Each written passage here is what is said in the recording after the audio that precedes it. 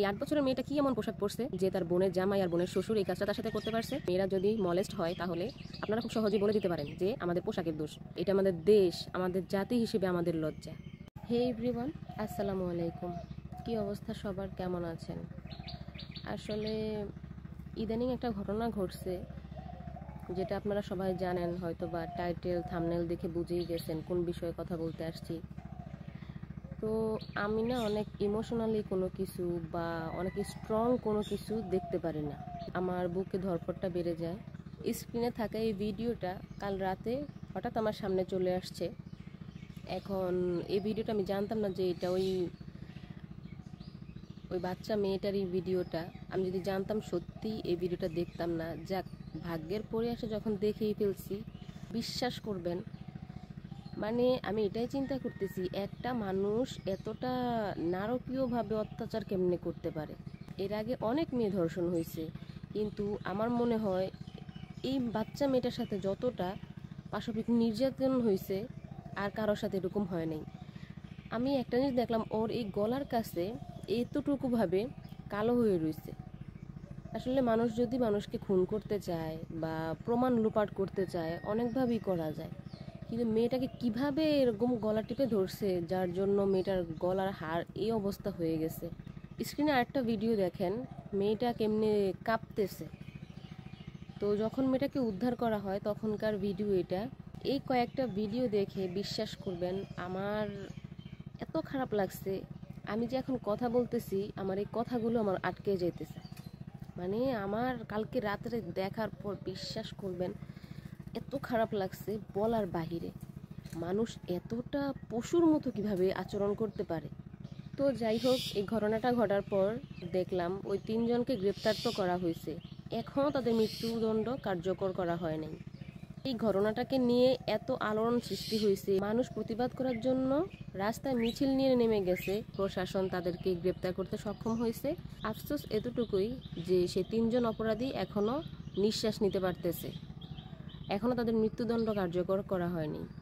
এই ৮ বছরের মেয়েটার সাথে এই অত্যাচার হয়েছে, মেয়েটার সাথে এত জুলুম হয়েছে। এই মেয়েটার জন্য প্রতিবাদ করতে গিয়ে হাজার হাজার মানুষ আজকে রাস্তায় মিছিল করতেছে, কিন্তু তারপরেও তার এই ধর্ষণের বিচার হচ্ছে না। আমাদের দেশে একের পর এক ধর্ষণের ঘটনা বেড়েই চলেছে। এই ঘটনাটা ঘটার পর আমি বিভিন্নভাবে এড়িয়ে গেছি যে এটা নিয়ে কোনো কথা বলবো না, এটা দেখবও না। আসলে আপনারা বলেন যে নারীরা এখন স্বাধীনভাবে চলতে পারে, কই আমি তো দেখতেছি না যে চলতে পারে। আমাদের দেশে তো একটা কথা প্রচলন আছে, মেয়েরা যদি মলেস্ট হয় তাহলে আপনারা খুব সহজেই বলে দিতে পারেন যে আমাদের পোশাকের দোষ। মেয়েদের পোশাক ঠিক নাই, তার জন্য পুরুষের নজরও ঠিক থাকে না, ফলে ধর্ষণের ঘটনা ঘটে। তো একটা কথা বলতে পারেন আপনারা, এই ৮ বছরের মেয়েটা কি এমন পোশাক পরছে যে তার বোনের জামাই আর বোনের শ্বশুর এই কাজটা তার সাথে করতে পারছে? এই বাচ্চা মেয়েটার কি দোষ? আজকে যদি একটা প্রাপ্তবয়স্ক মেয়ের সাথে এটা ঘটতো তাহলে আপনারা বলতেন যে মেয়েটার অনেক দোষ আছে, এই জন্য এই ঘটনাটা ঘটছে। তো এই ৮ বছরের বাচ্চা মেয়েটা কি জানতো যে তার বোনের বাড়িতে বেড়াতে যাওয়াটাই তার জন্য কাল হয়ে দাঁড়াবে? আসলে আপনারা যাই বলেন না কেন, এটা আপনাদের মানসিকতা যে কোনো কিছু হইলে মহিলাদেরকে মেয়েদেরকে নিচু করে দেখবেন, নিচু করে কথা শোনাবেন। যতই আপনারা বলেন যে নারীরা স্বাধীনভাবে চলতে পারে আমাদের দেশে, কই না তো, স্বাধীনভাবে তো চলা যায় না। স্বাধীনভাবে চললে তো এত এত এত ধর্ষণের ঘটনা ঘটতো না। দেখেন না, এত এত ধর্ষণের ঘটনা ঘটে গেলেও কয়জন ধর্ষকের বিচার করতে পারছেন? কোনো ধর্ষকের বিচার কি করছেন? আফসোসের বিষয় একটাই, আমাদের এই স্বাধীন দেশে ধর্ষণের ঘটনা এতই বেড়ে গেছে যে ধর্ষকদের বিচার হচ্ছে না।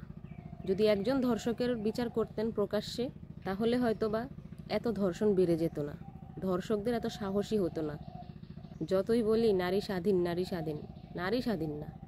এই যে একটা মেয়ে ধর্ষণ হয়, এটা কি শুধু মেয়েটা আর মেয়েটার ফ্যামিলির লজ্জা? মোটেও না। এটা আমাদের দেশ, আমাদের জাতি হিসেবে আমাদের লজ্জা। আমাদের দেশ তো স্বাধীন হয়েছে, কিন্তু আমাদের মানসিকতা এখনও স্বাধীন হয়নি।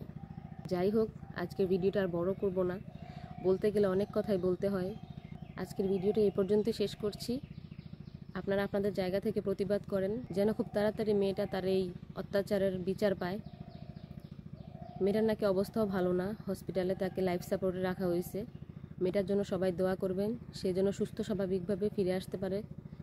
সেই দোয়া করবেন। আপাতত এখন যে অবস্থা, ও যেন বেঁচে থাকে, এই দোয়াটাই সবাই করেন। আর বিচারের কথা নাই বা বললাম, দেখা যাক, আপনারাও দেখতে থাকেন, আমিও দেখতে থাকি বিচার কতটুকু হয়। আল্লাহ হাফেজ।